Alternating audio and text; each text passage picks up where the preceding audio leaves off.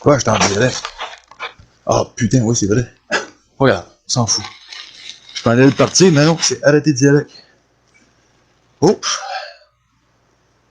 Ok, ok. On va arrêter ça, on va s'entendre. Ah, les amis. Je suis de retour avec vous, mes amis. Et oui, je suis de retour. Et c'est pour vous dire que, au fond, les gens se réveillent de plus en plus ici. La vie reprend. Et oui, dans notre région, ça reprend. On voit les gens plus vivants. Ils ont l'air mieux. Pourtant, on a essuyé une grosse pandémie. Oui, une pandémie médiatique, pas une véritable pandémie. Hein. On a affaire à une pandémie médiatique. C'est ce que c'était, une pandémie médiatique. C'est quelque chose d'encore plus dur à guérir. Hein. C'est pas facile de guérir une pandémie médiatique. Hein? C'est comme l'OSM, hein? C'est l'Organisation symphonique de Montréal. Mais on peut comparer ça à l'Organisation mondiale de la santé. Si on inverse tout, hein, vous savez, hein, ça veut rien dire au fond. C'est la même chose. Ils nous ont joué des coups de violon, hein, et de la trompette, tout ça. Ils nous ont dit, hey, vite, les gars, ça va chauffer. Et vite, il faut prévenir, la pandémie s'en vient. Ah, et c'est pas arrivé. Et pendant ce temps-là, on nous martèle, hein, ça continue, hein, c'est pas facile la distanciation sociale dans les bars. Hein, c'est difficile, hein, écoute, là, et on nous parle de deuxième vague, et on m'a envoyé une vidéo d'un monsieur qui, lui, est allé à l'hôpital Saint-Eustache. On nous disait qu'il y avait beaucoup de patients qui étaient atteints de la COVID là-bas. C'est ce que les médias laissaient entendre. Et on n'a pas eu vraiment le même cue. Les gens sont passés là. C'est les joyeux lurons qui sont passés là. Et ils ont demandé s'il y avait beaucoup de cas de COVID. Et le personnel, les préposés, les infirmières ont dit non, il n'y a personne ici qui a le COVID. Ah, ils étaient soulagés. Effectivement, c'est une bonne nouvelle. Mais est-ce que c'est pas un peu bizarre? C'est ça qu'il faut se poser comme question. Alors, on nous raconte n'importe quoi. Et c'est pour ça qu'on peut dire que c'est une pandémie médiatique. Alors, une pandémie médiatique, ça mange quoi en hiver? Eh bien, ça prend beaucoup de papier, beaucoup d'encre, ça prend beaucoup de temps d'antenne, et on martèle 24 heures par jour, 7 jours par semaine, les mêmes conneries.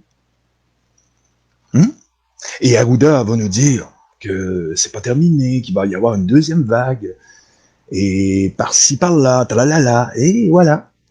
Mais il n'y a rien qui s'est passé à date. Rien du tout, mes amis. Est-ce que vous avez entendu parler, vous, de quelqu'un dans votre famille qui est atteint de la COVID actuellement? Levez la main. Ah non, pas moi, j'ai personne ici. Mais il y a des gens qui s'imaginent qu'il se passe quelque chose. Encore, imaginez. Pas souvent. Mais ici, pour le moment, ça a l'air à bien aller. Oh merde, je suis plus capable de dire ça. Ça va bien aller. Êtes-vous capable, vous? Et pendant ce temps-là, on a un président aux États-Unis qui est complètement, au fond, attaqué de tous les fronts, de tous les côtés, mais lui, il fournit. C'est bizarre. C'est comme s'il y avait vraiment une pandémie quelque part, il y aurait des gars qui auraient déjà dégueulé le sang là-bas, dans le bureau Val. Mais il n'y a personne qui a dégueulé le sang encore. Il n'y a personne qui est tombé comme en Chine. Est-ce que vous avez vu quelqu'un, vous, tomber comme en Chine? Ici au Canada ou aux États-Unis? Il n'y a personne au States qui a tombé à date comme ça. Il y en a eu au début, 1 ou 2, mais c'était supposément des gars qui avaient abusé de stupéfiants.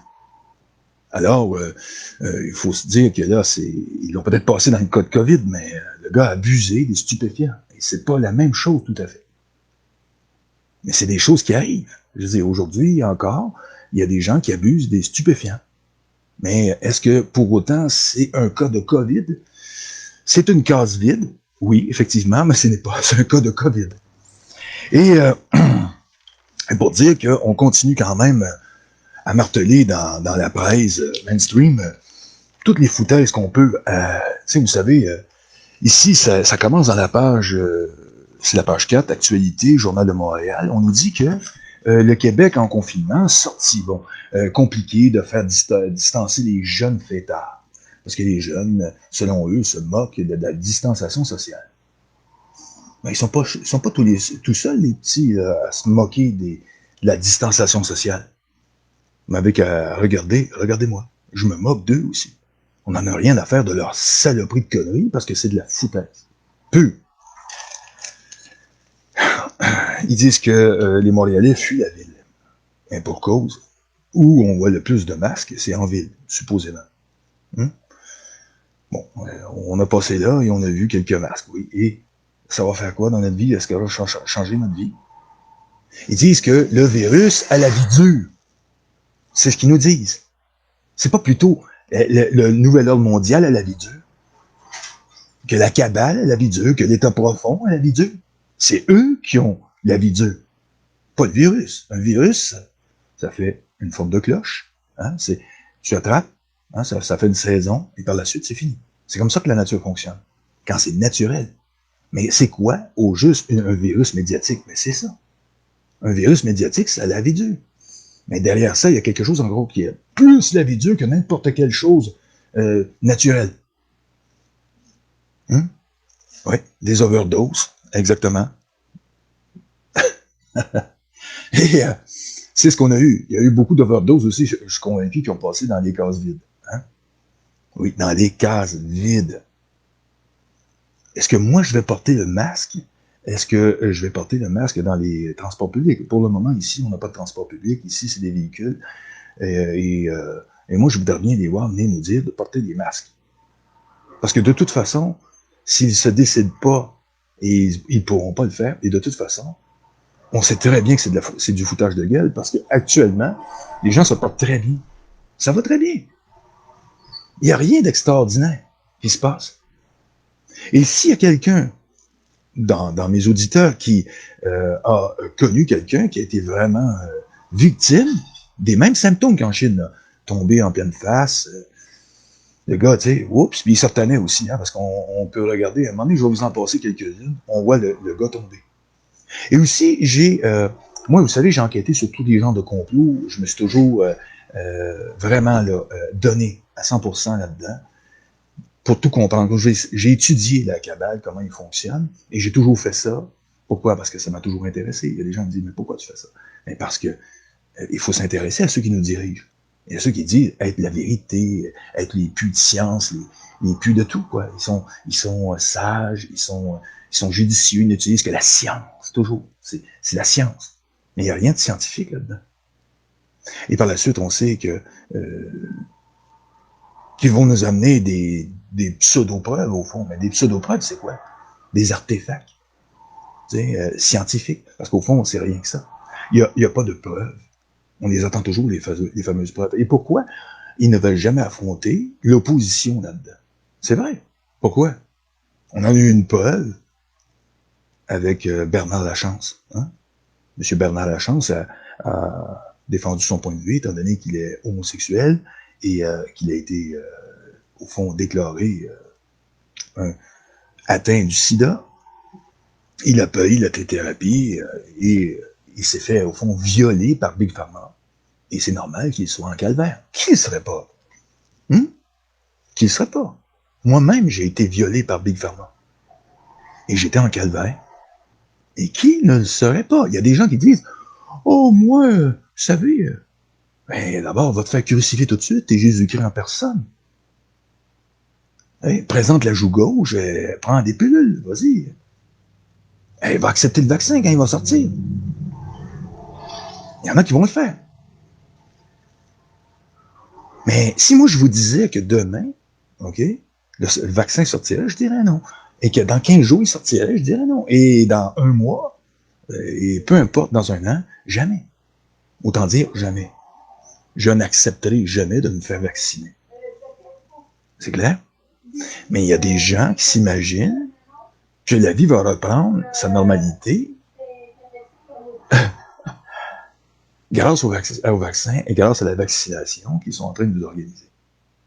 Mais la vie ne reprendra pas son cours normal s'il y a trop de gens qui vont là. Au contraire, nous allons aller directement dans le mur de la dictature.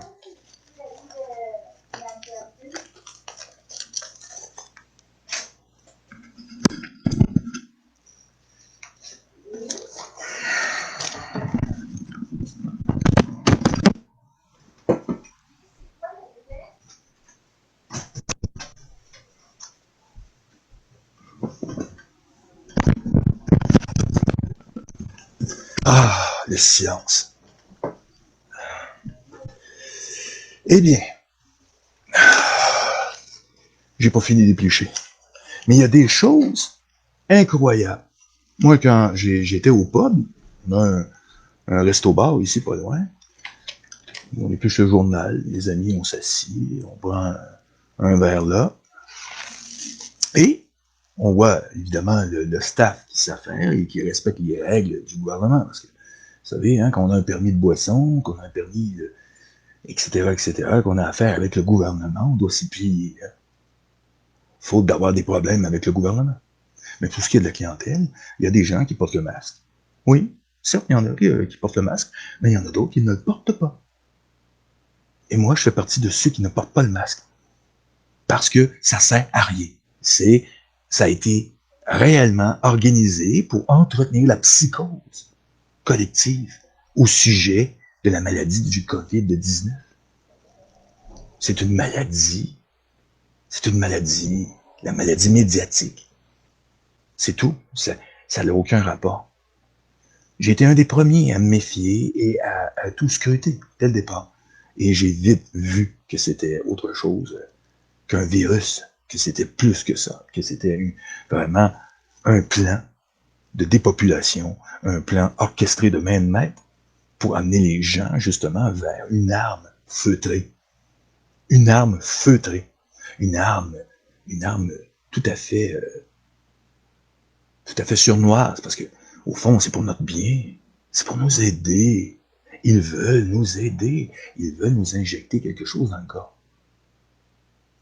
Mais c'est difficile à croire que, hein, il y a des gens, c'est difficile à croire qu'ils vont faire ça.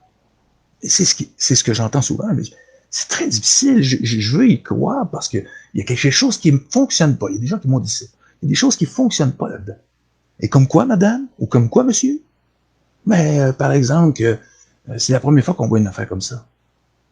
Il y en a un qui rétorque, oui, mais ça pourrait arriver dans quelque chose de nouveau. Ah oui? Depuis quand la nature fait des choses nouvelles? C'est vrai? À part qu'il y ait intervention de la main humaine. Quand c'est l'humain qui fait quelque chose, oui, là, il y a quelque chose de tout à fait hors norme qui se passe. Mais quand un volcan pète, demandez ça au volcanologue, il va vous le dire. Moi, j'en ai déjà vu. Quand on voit quelque chose comme ça, je veux dire, on s'attend que ça va être le bout de la marde. Oui, mais c'est tout à fait quelque chose qu'on s'attend. Mais quand une chose comme ça arrive, comme ça s'est passé, c'est pas dû au virus, c'est pas dû à la nature, c'est dû à la manipulation humaine. C'est dû au fait aussi du showtime. C'est tout. Les gens, qu'est-ce qu'ils ont fait? Ils ont, au fond, obéi aux ordres qui venaient d'en haut. Et qu'est-ce qu'ils ont fait? Ils ont réagi. Et qu'est-ce que ça l'a fait? Au fond, c'est une suite d'événements qui se sont littéralement emboîtés les uns sur les autres et ça crée ce qu'on appelle la crise de la COVID-19. C'est tout. Mais l'essence même de tout ça est due à quoi? Due à une organisation ténébreuse qui se nomme le Nouvel Ordre mondial. Au fond, qui se nomme parce qu'au fond, c'est le gouvernement mondial. C'est l'antithèse, au fond, du bien. C'est loin d'être le bien. Et ces gens-là veulent... Bienvenue, je vous présente ma femme, Lucie Morin. Bonjour tout le monde. Bonjour, hein. Et quand on regarde ce qui se passe et qu'on lit les événements, on s'aperçoit que tout est orienté. Tout est orienté pour nous amener à croire que il y a quelque chose qui se passe et que oui, la COVID elle n'a pas disparu, elle est encore là. Oui, eux sont là. Eux, oui. Le Nouvel Ordre mondial est là.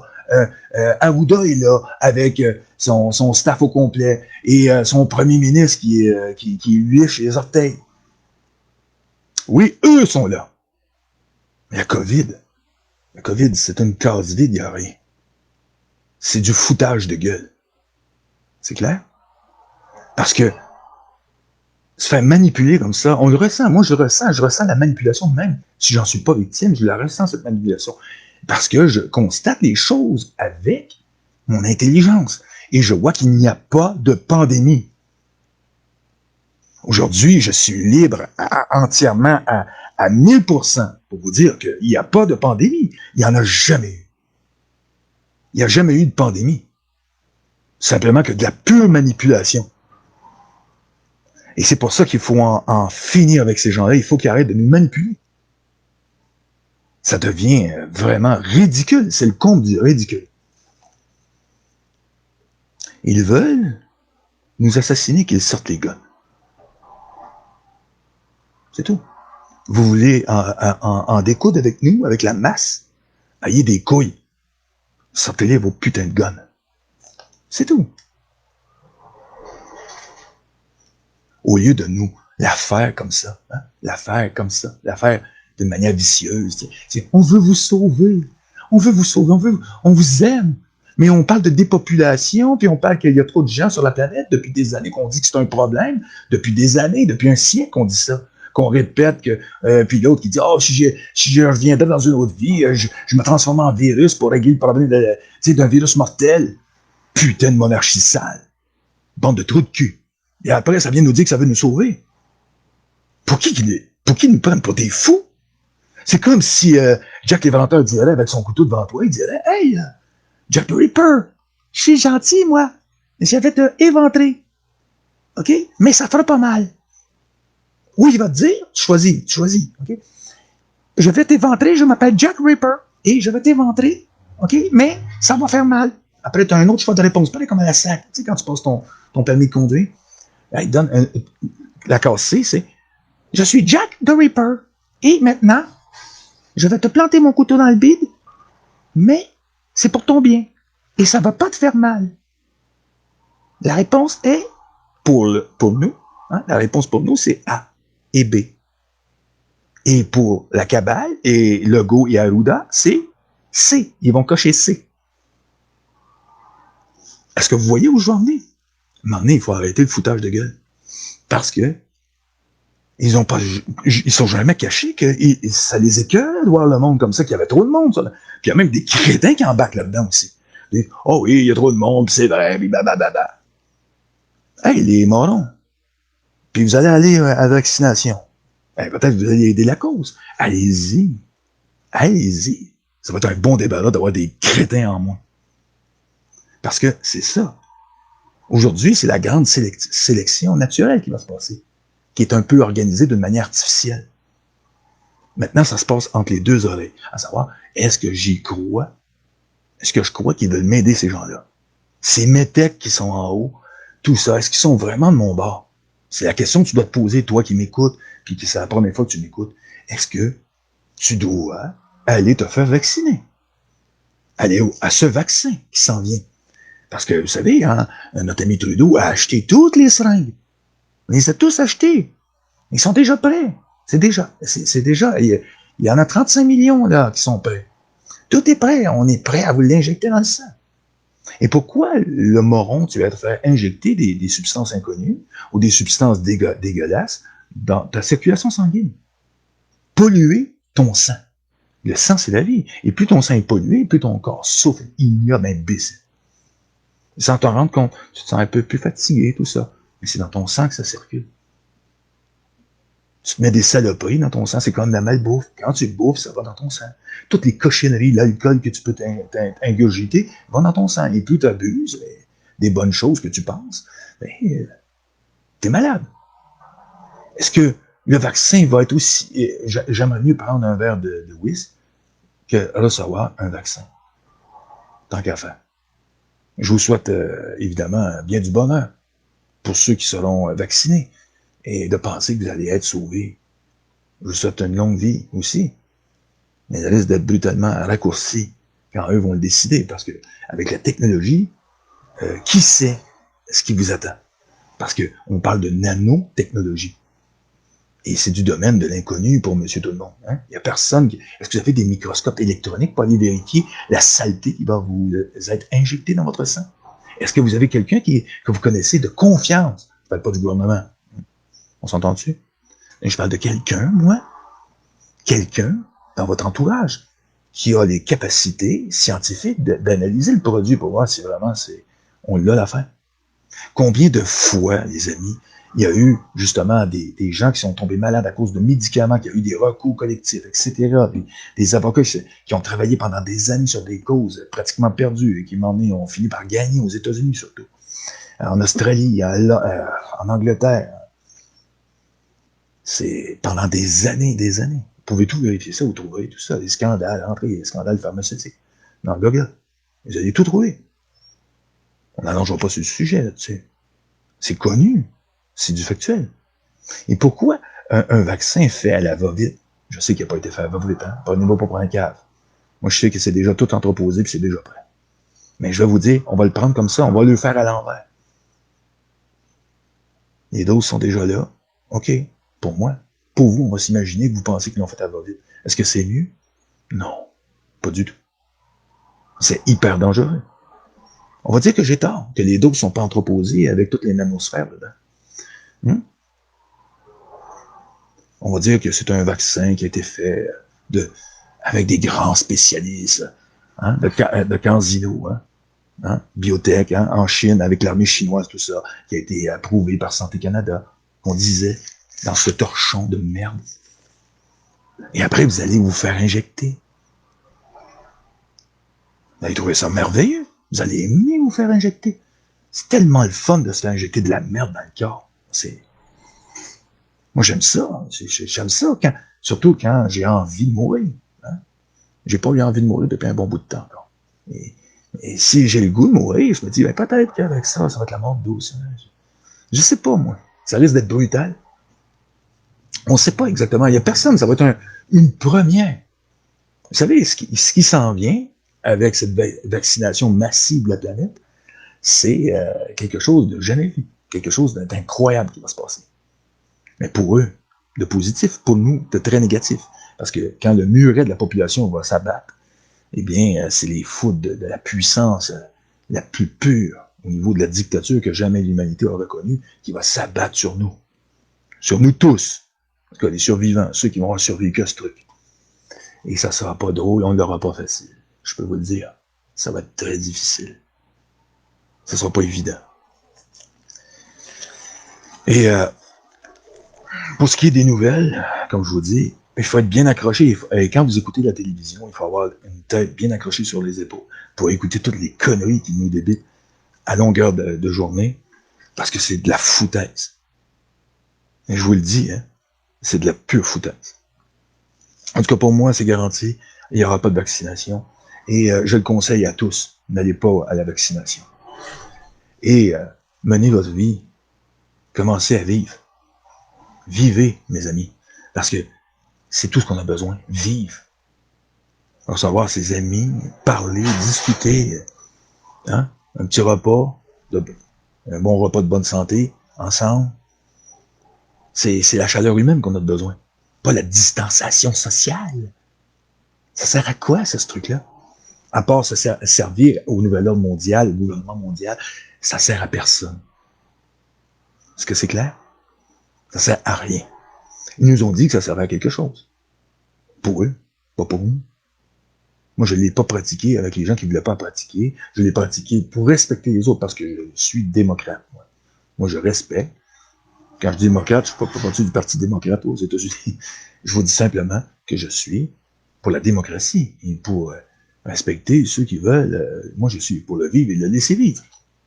Les gens voulaient absolument, ils voulaient non, moi, je veux le masque et je veux ça. Madame, pas de problème, regardez. Moi, je vais me tenir à votre distance, vous voulez, madame. Vous savez, je suis un gentil pestiféré. Je suis très gentil comme pestiféré, vous allez voir. En plus, je tousse pas, j'ai aucun problème. Et je mange sain, en plus. Je mange bio. Je suis très bien, j'ai aucun problème. Malgré l'air qui est contaminé par toutes ces saloperies de la joie ingénierie. Mais à part ça, ça va. On est tous dans le même bateau. Mais toutes les petites madames, les messieurs qui ont peur, c'est triste à voir. C'est vraiment triste. Et moi, je viens tout tristounet de les voir comme ça, d'avoir aussi peur. Parce que j'ai de l'empathie pour les gens. Et j'aime pas ce que le gouvernement fait subir à ces gens-là. J'aime pas ça, je suis pas content, je suis pas heureux. Vous comprenez? C'est pour ça que j'accepte pas ce qu'ils font.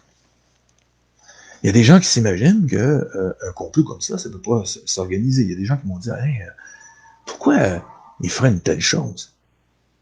Mais je l'ai déjà expliqué, je leur expliquerai toujours. Vous pouvez toujours me poser la question comme ça, mais c'est simple, mes amis. Hein? Il y a plusieurs étages dans une pyramide. Dans l'étage où il y a le conflit d'intérêts et la corruption, tout se passe là. C'est là que ça se passe. Parce que c'est là qu'ils travaillent. En haut, ils sont au courant de tout ce qui se passe. Alors, ils n'en ont rien à faire là en bas. Et c'est pour ça que, au fond, pourquoi c'est aussi furtif, aussi les gens sont aussi embrouillés? C'est parce que quand tu vis dans le même bateau, et qu'il y a une crise dans le bateau, tu la vis avec tout le monde.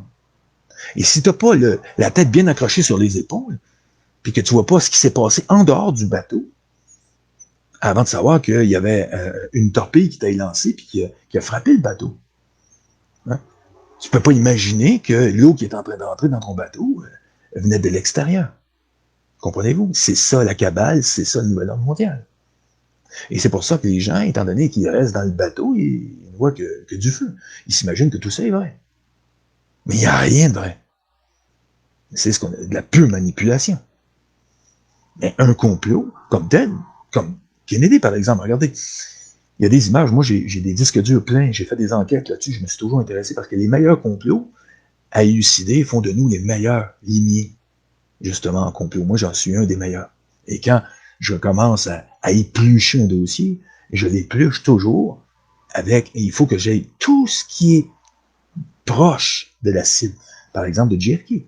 OK, ses contacts, ses gens, et tout ça.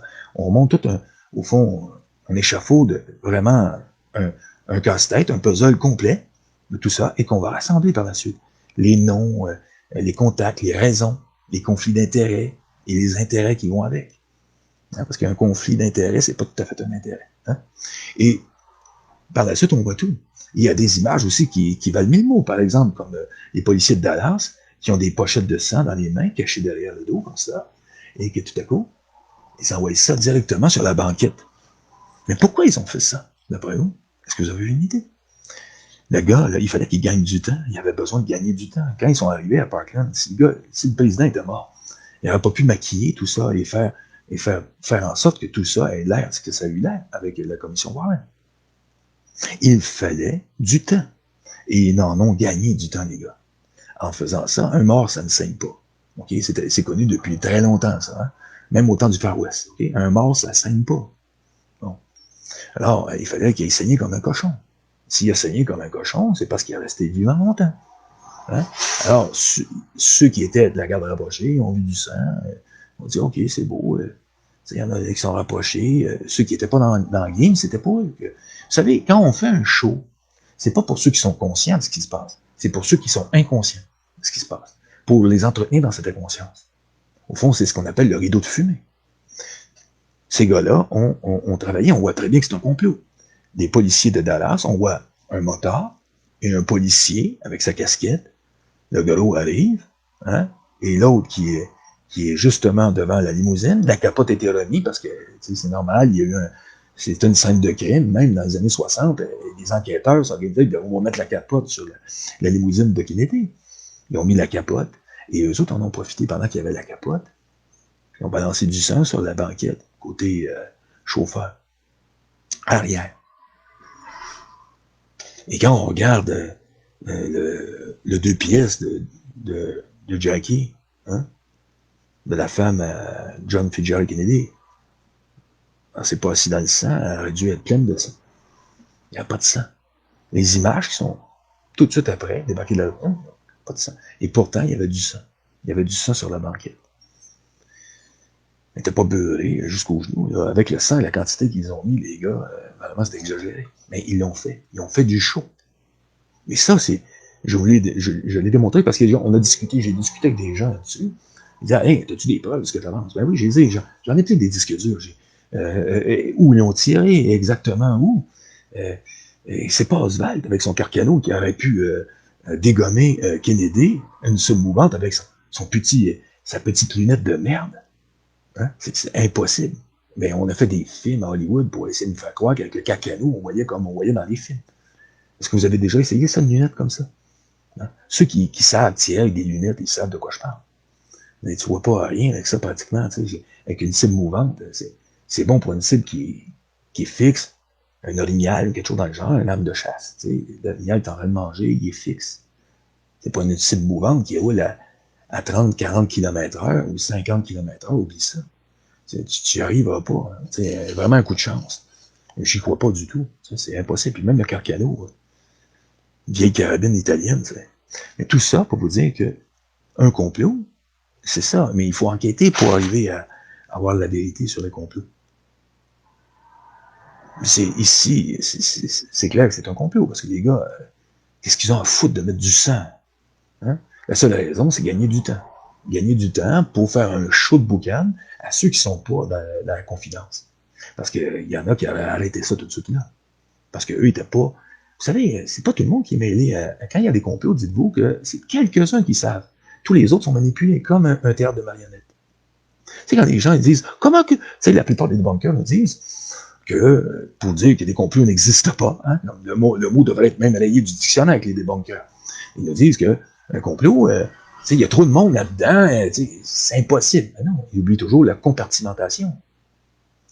Les ordres partent toujours d'en haut et ça s'élargit, et évidemment, avec de l'aide de quelques complices bien placés, ça fonctionne très bien. C'est ce qu'on appelle créer une illusion qu'il se passe quelque chose. Et quand on crée l'illusion, eh bien, tout le monde embarque. C'est le cas de la COVID-19. C'est la même chose. C'est dans un ordre différent, okay, parce que là, on a assassiné un président, okay, en fonction, qui a été élu démocratiquement, et on l'a assassiné, okay, dans sa putain de limousine. On l'a battu comme un chien. On lui a fait sauter la cafetière. Tout le cerveau est parti.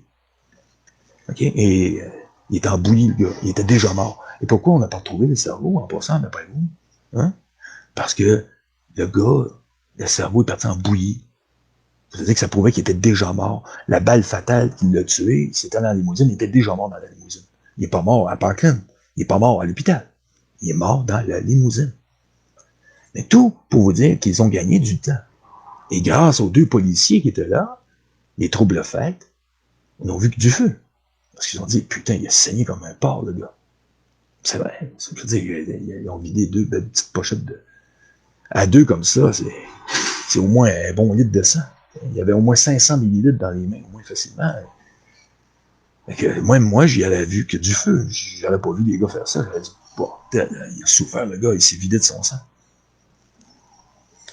Et là, ça donne tout le temps de dire qu'est-ce qui se passe là. Ils sont en train d'essayer de sauver la vie. Mais le gars a plus de cerveau dans le crâne, parce que quand on vous pète le crâne comme ça, dites-vous que c'est de la gelée.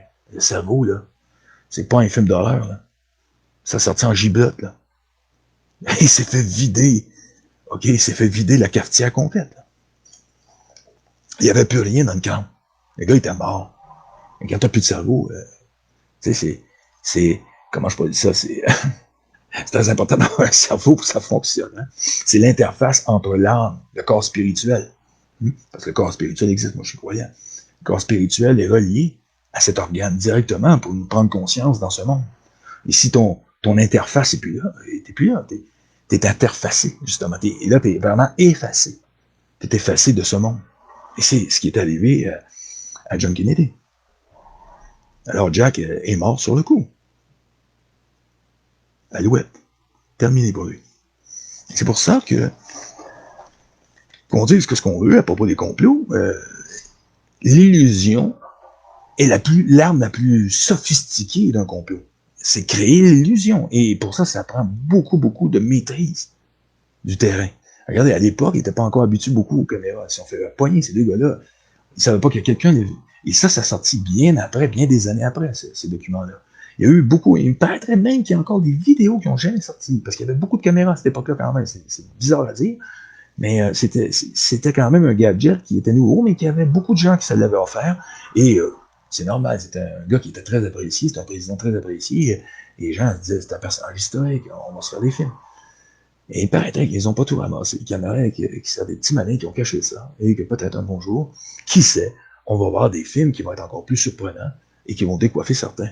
Parce que déjà, des gars avec des pochettes dans les mains qui nous balancent du sang, des pochettes de sang sur la banquette arrière présidentielle, de la limousine présidentielle, c'est assez loufoque quand même, parce que ces gars-là ne se rendent pas compte qu'ils sont en train de se faire filmer pour la postérité. Ils n'étaient pas là en train de se détendre, là, parce que pour passer leur main, on va pitcher de... Non, on voit très bien que c'est un complot. Maintenant, pour moi, la preuve est faible. Quand j'ai lu ce document, ce petit bout de film, parce qu'il y a un film plus long, moi, j'ai ces bouts de documents-là, mais je sais que j'en ai quelqu'un qui avait ça. Un bonjour, si je l'ai, je vais le publier sur mon mur Facebook, parce qu'il est encore plus long, c'est encore plus intéressant de voir les gars patiner pour arriver à approcher la limousine, parce qu'on envoie une photo, j'ai mis une photo, on voit le gars qui traîne pas loin. Il a très hâte d'aller faire sa mission, travailler pour Dieu sait qui l'a payé pour faire ça. Vous savez, ça remonte en haut, mais il y a une chaîne de commandement, c'est comme ça que ça fonctionne. C'est ça un complot. Les têtes dirigeantes et tous les corrompus qui travaillent pour eux, et tous ceux qui sont à conflit d'intérêt, dans toute cette scène aussi. Et tous ceux qui ont travaillé, conflit d'intérêt, c'est souvent qu'ils ne sont pas complètement embarqués, mais ils ont intérêt à s'affermer parce qu'ils ont une job, ils ne veulent pas la perdre.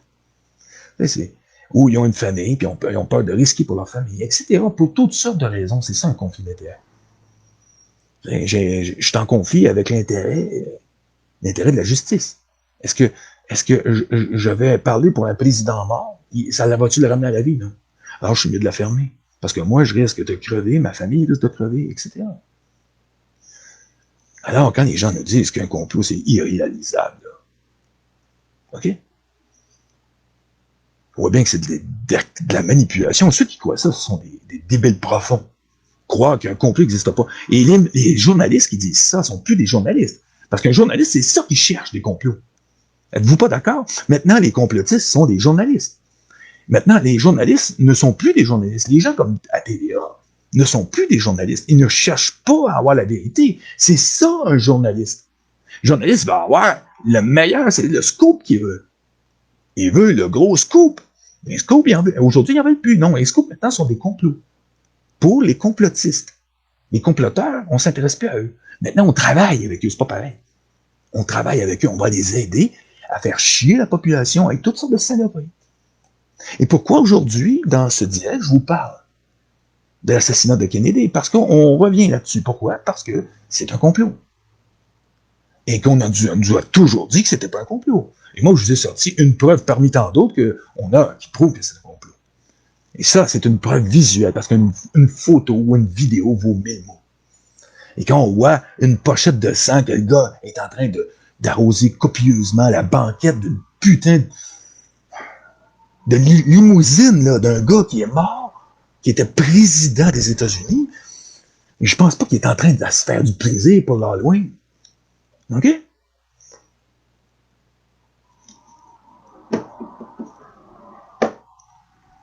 Tout ça, on peut tout trouver ça. Et plus d'ailleurs, si vous faites des recherches, c'est sûr que vous allez avoir la misère à trouver ça, parce que ça a été beaucoup censuré, tous ces problèmes. Moi, j'ai ça sur des disques durs, j'en ai sur des DVD, en tout cas, j'ai dû graver aussi, j'ai de tout.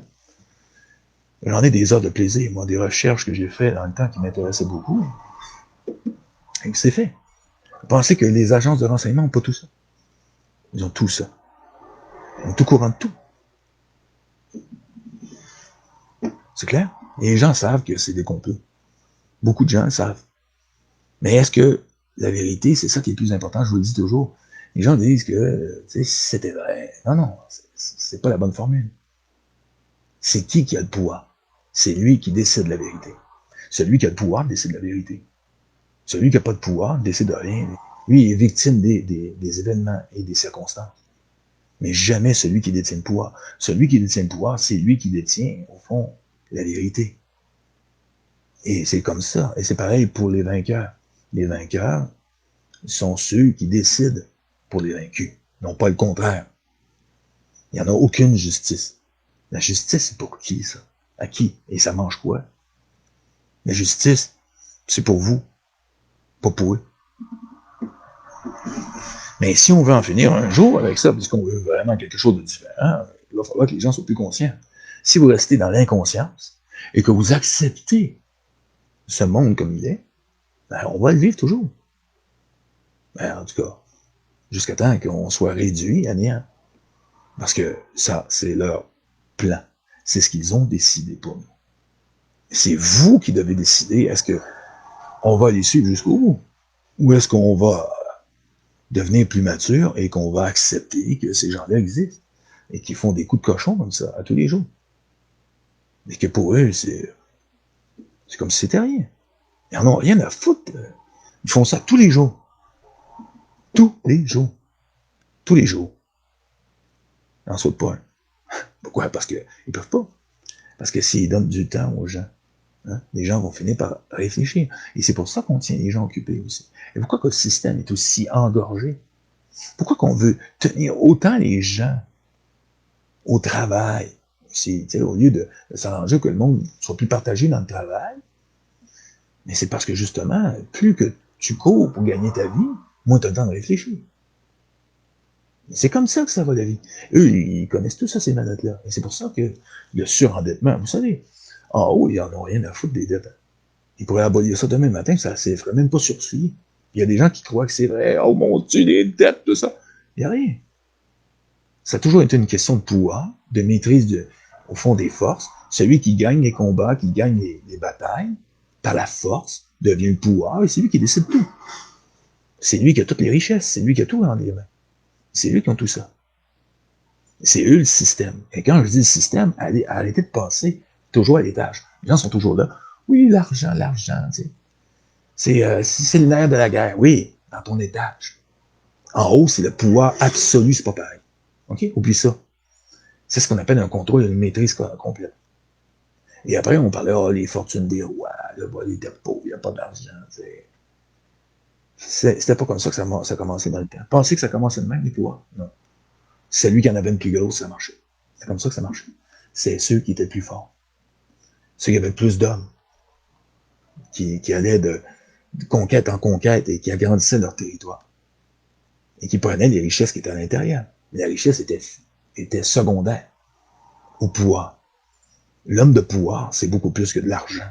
C'est beaucoup plus que de l'or ou de toutes les pierres précieuses que tu veux. C'est sûr qu'ils les veulent. C'est sûr qu'ils veulent tout ça. Mais c'est toujours celui qui va vers la conquête qui gagne. Et est-ce que, je ne m'abuse, si on regarde l'histoire, c'est comme ça que ça s'est fait. Ils sont partis en campagne, et on va nous faire la croire qu'il y avait des ministères des Finances du temps d'Alexandre Leclerc. Ils s'en ont rien à foutre de ça. Quand ils partaient, oui, ils finançaient. Ils finançaient quoi, au juste? Le pouvoir d'organisation, c'est eux qui organisaient. C'est pour ça que je dis toujours, les amis, que plus aussi longtemps que vous allez croire que l'anarchie est la solution contre eux, vous êtes à côté de la traque, c'est eux qui vont toujours à la main. C'est l'organisation qui doit lutter contre une organisation, non pas des gens complètement disparates qui fonctionnent un à un, qui se disent souverain. Souverain de quoi? De tes culottes. Ils en ont rien à foutre que tu sois souverain. Souverain de quoi? Hein? Souverain de ta pissotière? Souverain de quoi? Souverain de tes godasses? Tu sais? Tu es souverain à 2 mètres de toi-même? Ou autour de ta maison?